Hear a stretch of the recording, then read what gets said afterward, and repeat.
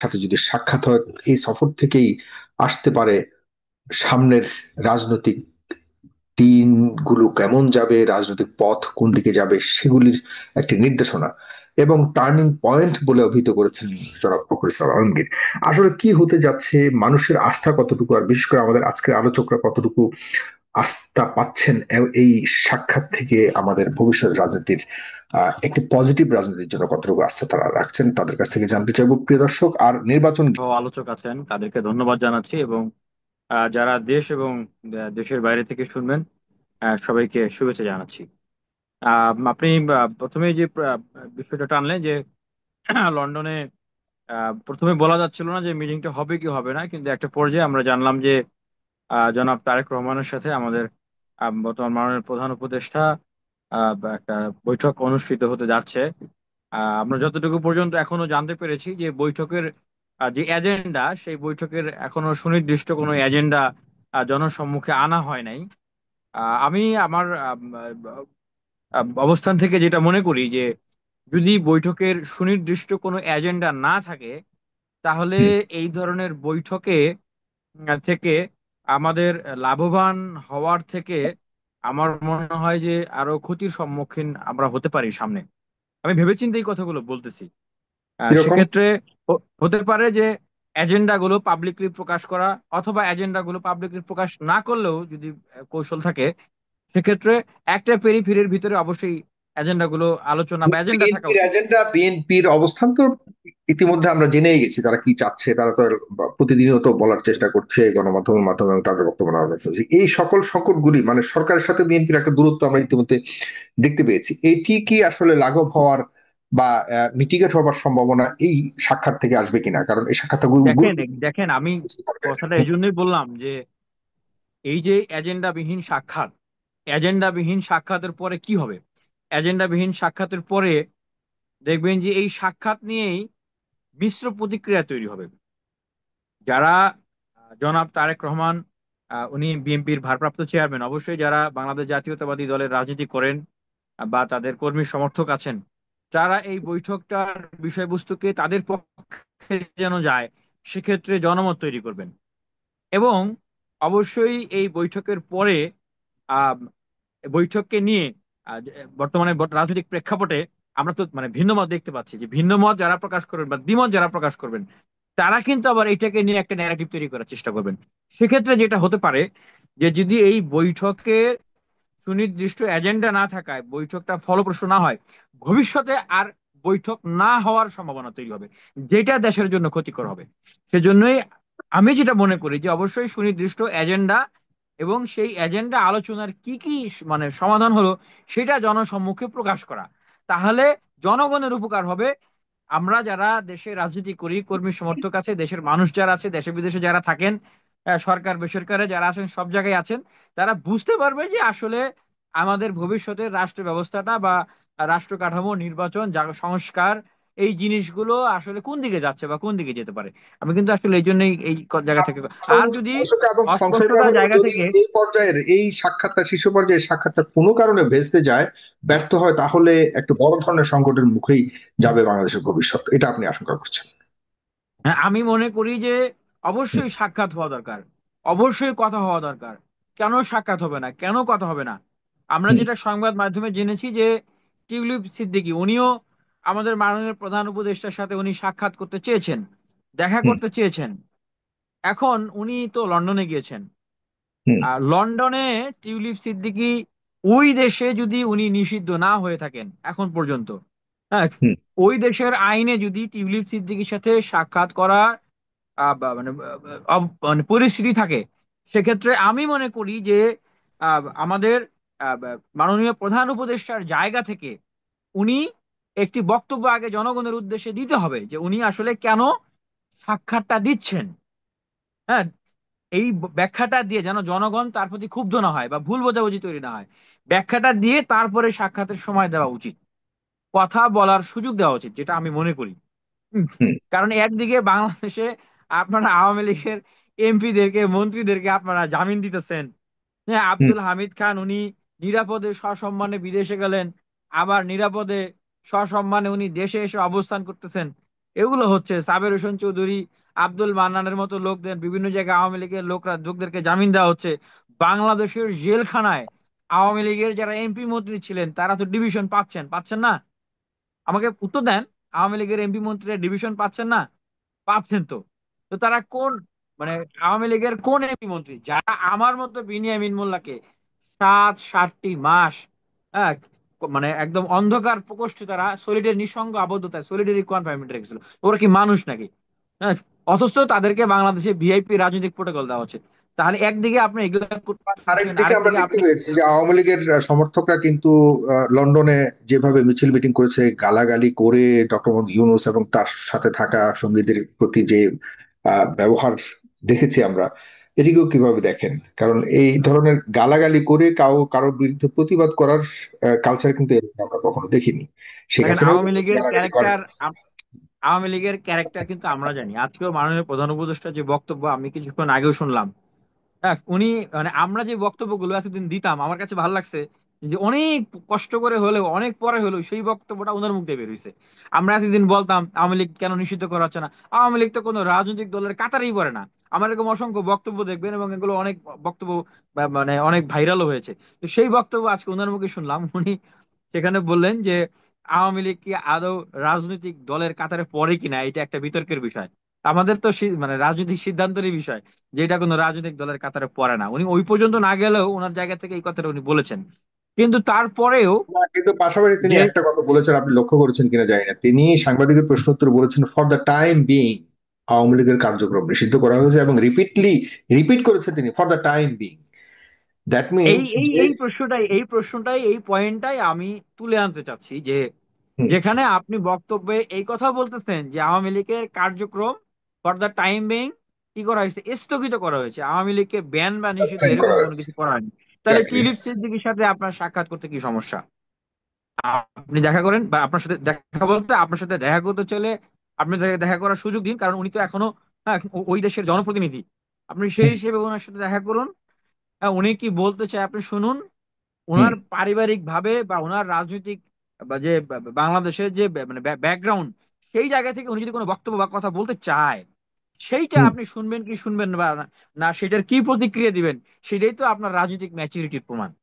রাজনৈতিক ম্যাচুরিটি মানে আমি আমি ছোট মানুষ, আমি আমার জায়গা থেকে যেটা বুঝি যে রাজনীতিতে যে কোনো ইস্যু আসলে সেটাকে অ্যাভয়েড করা যাবে না ভাই। সেটাকে ডিল করতে হবে, ম্যাচুরিটি ডিল করতে হবে। ডিল করতে পারলেই সেটাই আসলে মানে রাজনীতিবিদদের আপনি কি মনে রাজনীতির জায়গা করছেন থেকে টিউলিপ সিটির সাথে দেখা করা উচিত ছিল, আপনি মনে করতে চাচ্ছেন? আমি মনে করি যে টিলু সিদ্দিকী দেখা করতে চেয়েছে, তাকে ওই দেশের যে আপনার জনপ্রতিনিধি হিসেবে তাকে সাক্ষাৎ করতে দেওয়া সুযোগ ছিল, মানে দেওয়া উচিত ছিল। এবং হুম, সে কি কথাগুলো বলে সেই কথাগুলো শোনা উচিত ছিল। হুম, হ্যাঁ, এবং সেইখান থেকে কতটুকু জনগণের উদ্দেশ্যে প্রকাশ করা যায়, কতটুকু প্রকাশ করা যায় না, সেটা হুম। ওনারা সেইভাবে করতেন। হ্যাঁ, কিন্তু একেবারেই আপনি একদিকে সাক্ষাৎই করতেছেন না।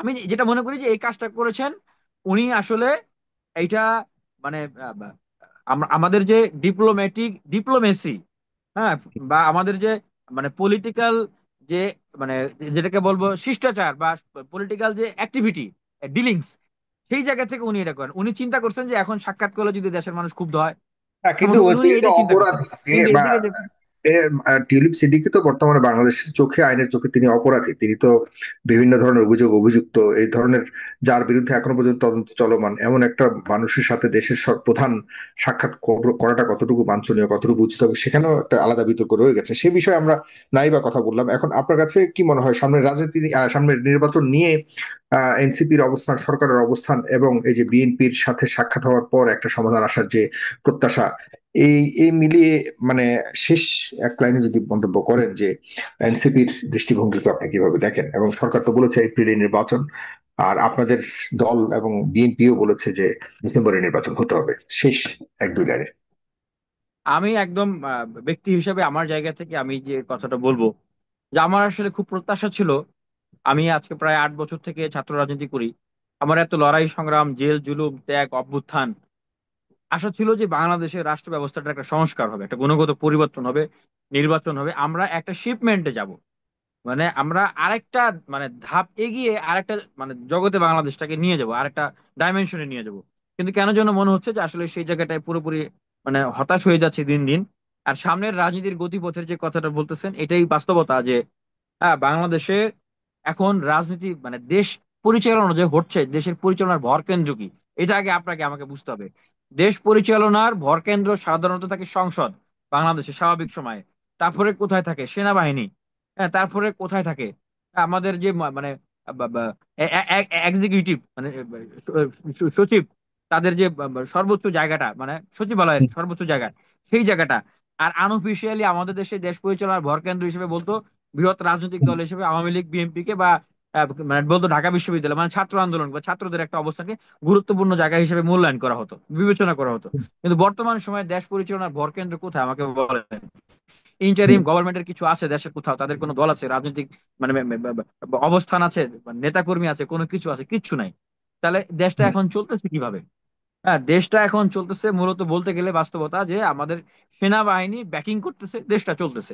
আজকে যদি সেনা প্রধানের জায়গা থেকে বা সেনাবাহিনীর জায়গা থেকে বলা হয় যে আমরা আপনাদেরকে সাপোর্ট দিব না, আর 2 ঘন্টাও বা 1 ঘন্টাও এই সরকার টেকার মতো এই সরকার আসলে ফিটনেস নাই। না, হুম, এখন সামনের দিনের রাজনীতির গতিপথ কিভাবে আগাচ্ছে?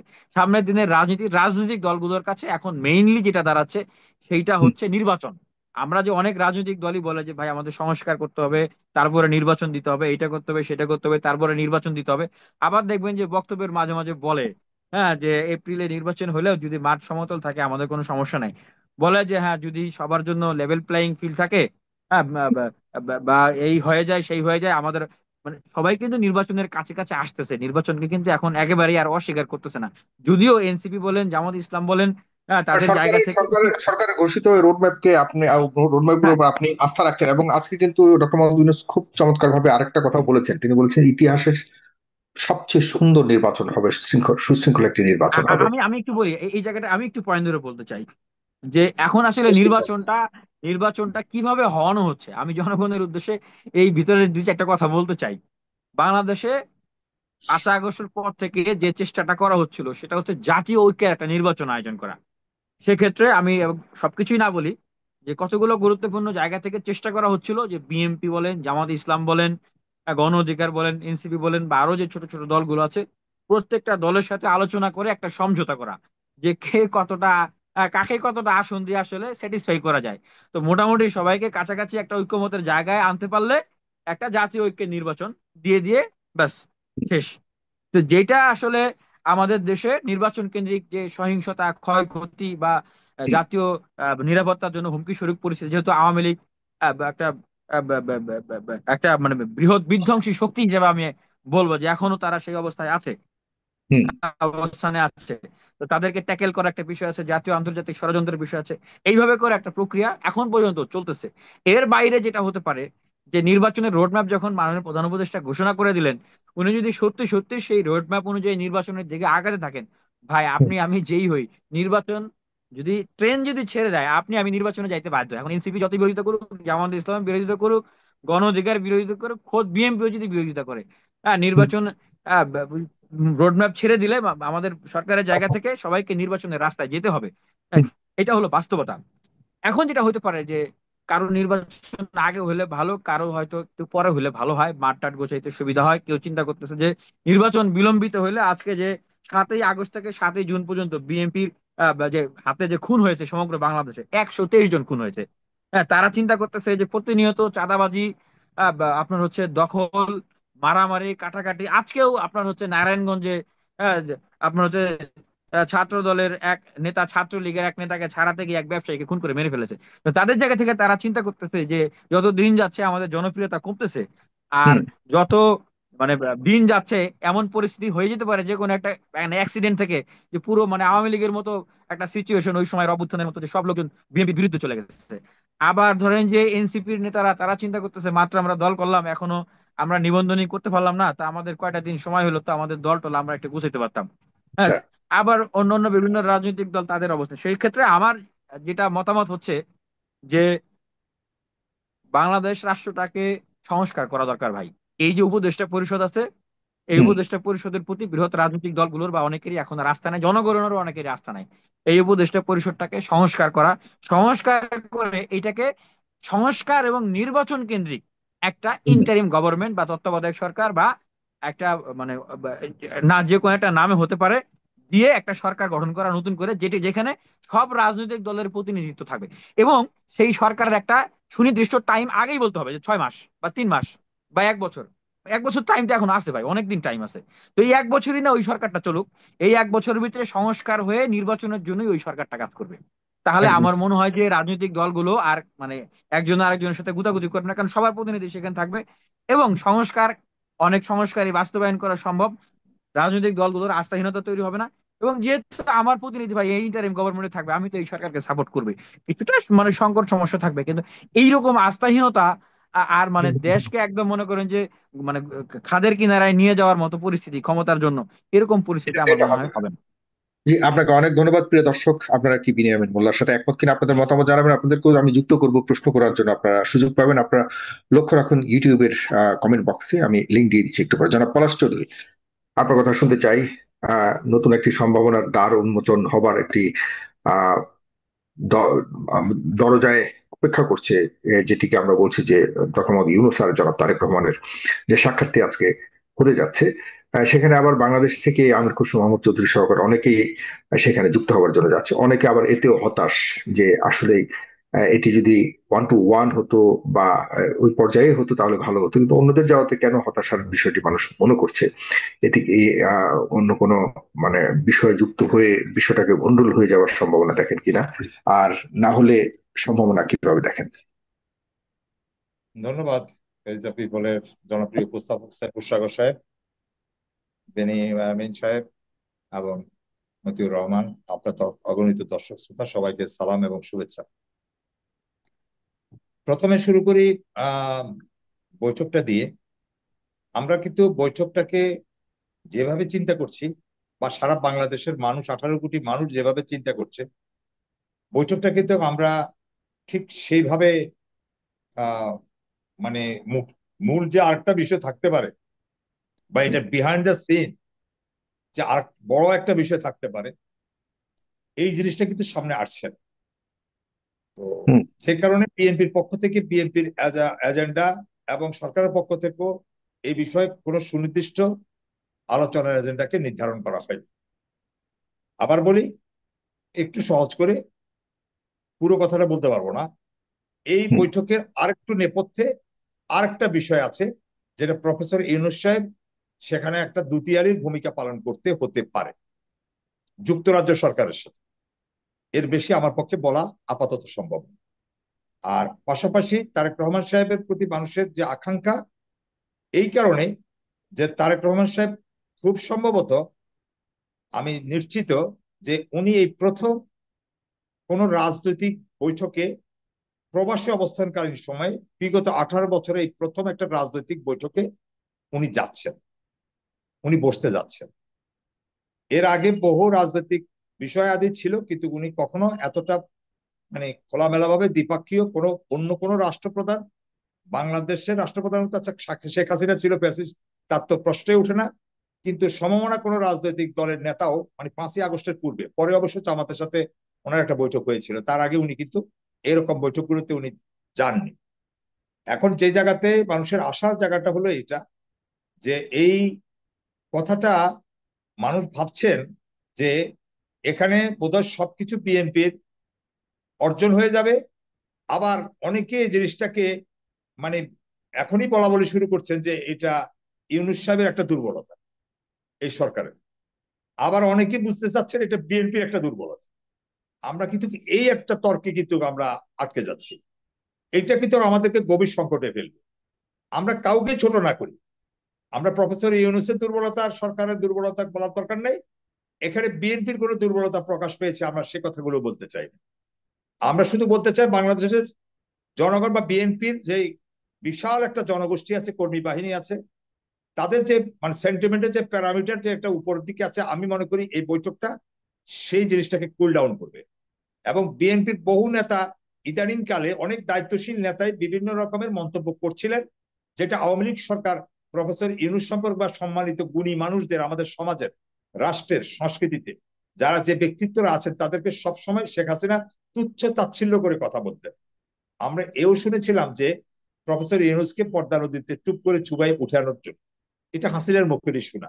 ঠিক তার দেখা দেখি কেন জানি মনে হচ্ছিল তার কাছাকাছি কথা বিএনপির কিছু কিছু নেতা বুঝে যাচ্ছিলেন, যেটা বড়ই অর্থবহ ছিল। আমি মনে করি যে তাদের একটা বোধোদয় হবে তারেক রহমান সাহেবের এই বৈঠকটা এবং বেগম খালেদা জিয়ার সে প্রচ্ছন্ন এবং ডাইরেক্ট এবং প্রত্যক্ষ এবং পরোক্ষ আমরা যেভাবেই বলি, ওনার এখানে একটা ইন্টারভেন্ট ছিল। উনি সেখানে শক্ত হাতেই বলেছেন যে একটা দায়িত্বশীল বিভিন্ন মহল থেকে আমরা যতটুকু জানতে পেরেছি খোঁজ খবর নিয়ে, উনি কিন্তু বিএনপির এই বক্তব্যগুলোকে বা ইউনূস সরকারের বিরুদ্ধে বিএনপির এই অবস্থানকে তিনি সুন্দরভাবে নিচ্ছিলেন না। বাস এখন কথাটা হলো যে কি এতে বিএনপির অনেক নেতার ঘুম হারাম হয়ে গিয়েছে এবং তারা এখন আবার লাইনে এসেছে। তারেক রহমান সাহেবের বৈঠকের পরে কি হবে রাজনীতির মানে মেরুকরণে আগামীর বাংলাদেশ, সেটা হচ্ছে বড় কথা। হলো বিএনপির বিরাট একটা সেন্টিমেন্টের একটা সহানুভূতি যেটা ইউনূস সরকারের প্রতি ছিল, আমি মনে করি সেটা পুনঃস্থাপিত হবে। এখানে আরেকটা কথা বলে রাখা ভালো, আমাদের ছোট ভাই মানে বেনিয়ামিন বলেছিলেন যে টিউলিপ সিদ্দিকীর সাথে ওনার বৈঠক করা উচিত ছিল। আমি বলতে চাই সে যে চিঠিটা লিখেছে আমার মনে হয় যে তার দৃষ্টিতে সেটা আসে নাই। সে ইউনূস সাহেবকে বলেছে তার সাথে পার্লামেন্টে গিয়ে দেখা করার জন্য, এবং ইউনূস সাহেবকে সে হিজ এক্সেলেন্সি বা চিফ অ্যাডভাইজার হিসেবেও অ্যাড্রেস করেন। সে লিখছে ডিয়ার প্রফেসর ইউনূস। এই হলো এই বংশের এই শেখ মুজিবের পরিবারের বেয়াদবি, আগাগোড়া তাদের জন্ম বেয়াদব, তাদের এই প্রজন্ম বেয়াদব, অতীতের প্রজন্ম বেয়াদব, ভবিষ্যতে যারা আসবে তারাও বেয়াদব। তো শুধু আবেগ সে বলছে যে কি আসেন পার্লামেন্টে দেখা করেন কথা বলে যান। এই জিনিসগুলো আমরা যেহেতু আমি আপনার একটা শো, আমি একটা অপরাধীকে নিয়ে আপনার সাথে আমি একমত কথা বলতে চাইনি যে তার বিরুদ্ধে অভিযোগ আছে, বিভিন্ন ইন্টারপোলে তার বিরুদ্ধে রেড অ্যালার্ট জারি করার বিষয় আছে, এটা আমি বলতে চাইনি। কিন্তু বলা এখানে প্রয়োজন, মানুষের কাছে ভুল বার্তা যাবে। কারণ সে ইউনূস সাহেবকে ডেকেছেন, তাও ইউনূস সাহেব সম্বোধন করে ইউনূস প্রফেসর ইউনূস বলে, সে বলে নাই যে আমি দেখা করতে চাই। এর আগে ব্রিটিশ পার্লামেন্টের রোশনা আলী সহ অনেকেই দেখা করেছেন গতকালকে ওনার হোটেলে, প্রায় 10 জনেরও অধিক, কম বেশি হবে, দেখা করেছেন। কিন্তু টিউলিপ সিদ্দিকে যাননি। তো টিউলিপ যেখানে যাননি সে আরো অভদ্রতার পরিচয় দিয়েছে। আচ্ছা আসে আমাদের মূল আলোচনার বিষয়। আমরা মনে করি তারেক রহমান সাহেবের এই বৈঠকটা খুবই গুরুত্বপূর্ণ। হ্যাঁ, তবে আশঙ্কার বিষয় হলো যে কি আমি আপনার সাথে একমত, বা আপনি বলেননি, সরি, আমি বলছি যে অনেকে যে মন্তব্যটা করছেন যে বিএনপি স্থায়ী কমিটির সদস্যরা ওই বৈঠকে উপস্থিত থাকার জন্য যাচ্ছেন, এটা না হলে হয়তো ভালো হতো, মানে আরো ভালো হতো, বা আরো আরো চমৎকার হতো, 1-to-1 হলে ভালো হতো। এটা আমার ব্যক্তিগত অভিমত যে 1-to-1 বৈঠকে উনি অনেক কিছু তারেক রহমান সাহেবের সাথে খোলামেলা বলতে পারতেন। আবার আমি এটাও বিশ্বাস করি যে ফরমাল এই আলোচনার ভিতরে 1 ঘন্টা যাবে, 2 ঘন্টা সময় নির্ধারণ করা আছে। 1 ঘন্টার সময় আপনার বিএনপি প্রতিনিধি দল সহ তারেক রহমান সাহেবের নেতৃত্বে কথাটা হবে। আর বাকি 1 ঘন্টা মানে আমরা যেটা বিশ্বস্ত সূত্রে জানতে পেরেছি, আমি আমার ব্যক্তিগতভাবে, যে 1 ঘন্টা উনি তারেক রহমান সাহেবের সাথে আলাদা কথা বলবেন। তো সুতরাং এইদিকে দুইটা জিনিসই ঠিক আছে, কিন্তু তারপরে আমরা পুরো বৈঠকটাই, পুরো আয়োজনটাই একতরফা ভাবে 1-to-1 হলে ভালো হতো, এটা এক বাক্যে বলা যায়। আর আমরা যেটাতে আশান্বিত হতে চাই বাংলাদেশের যে নির্বাচনের এপ্রিলের যে কথাটা, যে এটা করতে গেলে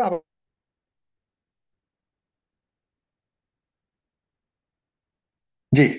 হয় 2 মাস আগে, তাহলে ধরো 8 মাস। এই 8 মাসের ভিতরে আপনি যাই বলেন এখানে কিন্তু বিষয়টাকে কাট করা যাবে না। এখানে নির্বাচনের তারিখের চেয়েও সবচেয়ে বড় কিন্তু কয়েকটা বিষয় ইস্যু এখানে সরকারের পক্ষ থেকেও কিন্তু জাতির আকাঙ্ক্ষা হিসাবে এখানে প্রতিষ্ঠিত হয়ে আছে। ওই জিনিসগুলো সবার আগে প্রতিষ্ঠিত করতে হবে। যেমন আপনি জুলাই ঘোষণাপত্রের ব্যাপারে তারেক রহমান সাহেবের একটা মানে কমিটমেন্টের কথা আমরা শুনে আসছি, তিনি এটার সাথে একমত। সেটা কোন ফরম্যাটে হবে নিশ্চয়ই সেই আলোচনাটা হবে। তারপরে আছে সংস্কার, তারপরে আছে বিচার, তারপরে নির্বাচন। এই যে একটা ধারাবাহিক প্রক্রিয়ার 3টা জিনিস, এই 3টা জিনিস নিয়ে মূলত তারেক রহমান সাহেবের সাথে আলোচনা হবে। এই 3টা বিষয় তারেক রহমান সাহেব কিন্তু একমত, কিন্তু উনি কতটা একমত, কতটা যৌক্তিক, এই জিনিসটা সামনে আসবে। আর আমি মনে করি খোলা মানে উনি কথাটা বলতে পারতেন, প্রফেসর ইউনূস ওনার সাথে ফ্রি হয়ে কথাটা বলতে পারতেন যে এতটুকু করতে গেলে জাতি অন্তত আশান্বিত হবে এবং জাতি তাদেরকে মনে রাখবে। আর একটা জায়গায় এসে শুধু একটা নির্বাচন দিয়ে মাঝপথে যদি প্রফেসর ইউনূস চলে যায়, তাহলে কিন্তু দেশের জন্য আরো অমঙ্গল বয়ে আসবে। আবার পরবর্তী সরকার যেই আসুক, আমরা ধরে নিতে পারি বিএনপি আসবে, যদি আমরা আশাই করি আমাদের পছন্দের দল বিএনপি আসবে, ঠিক আছে, কিন্তু আমরা বিএনপি স্থায়িত্ব নিয়ে আমরা সন্দেহ পোষণ করি। কারণ যদি এটা মাঝপথে প্রফেসর ইউনূস সাহেব কিছু কাজ যদি করে নিয়ে দিয়ে যান, তাহলে কিন্তু বিএনপির লংজিভিটিটা তার দীর্ঘায়িতটা ডক্টর কমে যাচ্ছে। ইউনূসকে আমরা যেটা ভেবেছিলাম যে তিনি আগামী সরকারের কোনো না কোনো একটা গুরুত্বপূর্ণ অংশ হয়তো তিনি থাকবেন, তিনি আজকে সেটা স্পষ্ট করেছেন যে তিনি আগামী সরকারে কোনোভাবেই তার কোনো সম্পৃক্ততা থাকবে না আগামী সরকারগুলোর মধ্যে। সুতরাং আমি ওনাকে সাধুবাদ জানাই। উনি সবসময় মানে এরকমই ক্ষমতার বাইরে থাকতে চেয়েছেন। ওনার ভিতরে যে এই ক্ষমতার নির্লিপ্ততা, এটা অবশ্যই প্রশংসার যোগ্য। একজন বাংলাদেশী হিসাবে ওনার এই দেশপ্রেমকে আমি অনেক শ্রদ্ধা করি, যে ওনার যেখানে ক্ষমতার পিছনে মানুষ দৌড়াতে থাকে, সেখানে ক্ষমতা ওনার পিছনে দৌড়ানোর পরে উনি ক্ষমতার জন্য লালায়িত হন না। আমি এই জন্য ওনাকে শ্রদ্ধা জানাই।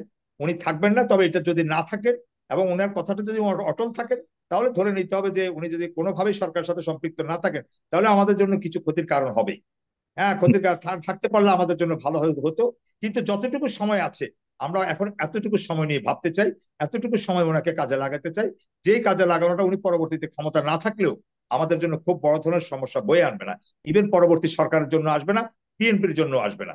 কিন্তু এই অমীমাংসিত জায়গাগুলো যদি উনি মীমাংসা করে যদি শুধুমাত্র নির্বাচনের দিকে চলে যায়, নির্বাচনকে আরেকটু সামনে নিয়ে আসেন, এতে কিচ্ছু যাবে আসবে না। বিএনপির দাবি ফেব্রুয়ারিতে নির্বাচন, যদি ফেব্রুয়ারিতে নির্বাচন হয়, আমি মনে করি না যে মানে ফেব্রুয়ারি আর এপ্রিল এই 2 মাসের জন্য কেউ আটকে থাকবে। এটা একটা বড় রকমের একটা ফ্যাক্টর হয়ে দাঁড়াবে। হয়তো এই ক্ষেত্রে প্রফেসর ইউনূস সাহেব মানে রিশিডিউল করতেও পারেন, উনি সুবিবেচনা করতেও